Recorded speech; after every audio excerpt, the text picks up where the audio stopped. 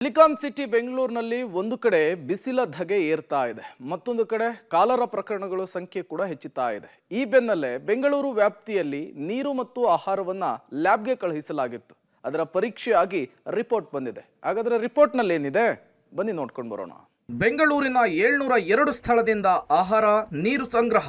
ಆಹಾರ ಸುರಕ್ಷತೆ ಗುಣಮಟ್ಟ ಇಲಾಖೆಯಿಂದ ಟೆಸ್ಟ್. ಬೆಂಗಳೂರಿಗರಿಗೆ ನಿರಾಳ. ಸಂಗ್ರಹಿಸಿದ್ದ ನೀರು ಕಲುಷಿತವಲ್ಲ ಅಂತ ರಿಪೋರ್ಟ್.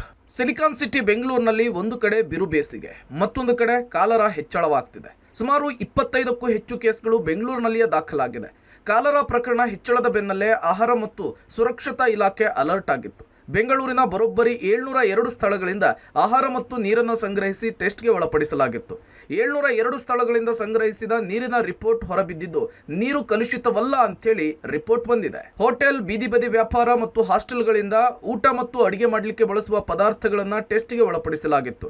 ಯಾವ್ಯಾವ ಸ್ಥಳಗಳಿಂದ ಆಹಾರ ಮತ್ತು ಸುರಕ್ಷತೆಯ ಇಲಾಖೆಯವರು ನೀರು ಮತ್ತು ಆಹಾರವನ್ನು ಸಂಗ್ರಹಿಸಿದ್ರು ಅನ್ನೋದನ್ನು ನೋಡೋದಾದ್ರೆ, ವಿವಿಪುರಂನ ಫುಡ್ ಸ್ಟ್ರೀಟ್ನಲ್ಲಿ ಆಹಾರ ಪದಾರ್ಥವನ್ನು ಸಂಗ್ರಹಿಸಲಾಗಿದೆ. ಕೆಆರ್ ಮಾರ್ಕೆಟ್, ಕಲಾಸಿಪಾಳ್ಯ ಸುತ್ತಮುತ್ತ ನೀರನ್ನು ಸಂಗ್ರಹಿಸಲಾಗಿತ್ತು. ಶಿವಾಜಿನಗರ, ರಸಲ್ ಮಾರ್ಕೆಟ್ನಲ್ಲೂ ಕೂಡ ಆಹಾರವನ್ನು ಸಂಗ್ರಹಿಸಲಾಗಿತ್ತು. ಮಲ್ಲೇಶ್ವರಂ, ರಾಜಾಜಿನಗರದ ಹೋಟೆಲ್ಗಳಲ್ಲಿ ಆಹಾರ ಮತ್ತು ನೀರು ಎರಡನ್ನೂ ಕೂಡ ಸಂಗ್ರಹಿಸಲಾಗಿತ್ತು. ಮೆಜೆಸ್ಟಿಕ್, ಮಾಗಡಿ ರಸ್ತೆ ಸುತ್ತಮುತ್ತ ಆಹಾರ ಮತ್ತು ನೀರನ್ನು ಸಂಗ್ರಹಿಸಲಾಗಿತ್ತು. 30ಕ್ಕೂ ಹೆಚ್ಚು ಹಾಸ್ಟೆಲ್ಗಳಿಂದ ಆಹಾರ, ಅಡುಗೆಗೆ ಬಳಸುವಂತಹ ಪದಾರ್ಥಗಳ ಸಂಗ್ರಹವಾಗಿತ್ತು.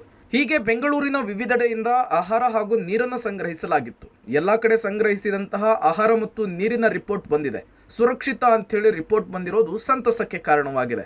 ಕೆಲವೆಡೆ ಗೋಬಿ ಮತ್ತು ರೈಸ್ಗೆ ಕಲರ್ ಬಳಸುವುದು ಪತ್ತೆಯಾಗಿದ್ದು ಎಚ್ಚರಿಕೆಯನ್ನು ಕೊಡಲಾಗಿದೆ. ಕಾಲರಾ ಪ್ರಕರಣ ಕೇಸ್ ಹೆಚ್ಚಾದ ಬೆನ್ನಲ್ಲೇ ಆಹಾರ ಪದಾರ್ಥಗಳಲ್ಲಿ ಕಲುಷಿತ ಆಗಿದೆಯಾ ಅನ್ನುವಂತಹ ಅನುಮಾನವಿತ್ತು. ಸದ್ಯ 702 ಕಡೆ ಸಂಗ್ರಹಿಸಿದಂತಹ ಆಹಾರ ಮತ್ತು ನೀರು ಸುರಕ್ಷಿತವಾಗಿರೋದ್ರಿಂದ ನಗರದ ಬೇರೆ ಕಡೆ ಗುಣಮಟ್ಟವನ್ನು ಟೆಸ್ಟ್ ಮಾಡಲಿಕ್ಕೆ ಆಹಾರ ಇಲಾಖೆ ಮುಂದಾಗಿದೆ. Lokesh, public TV, Bengaluru.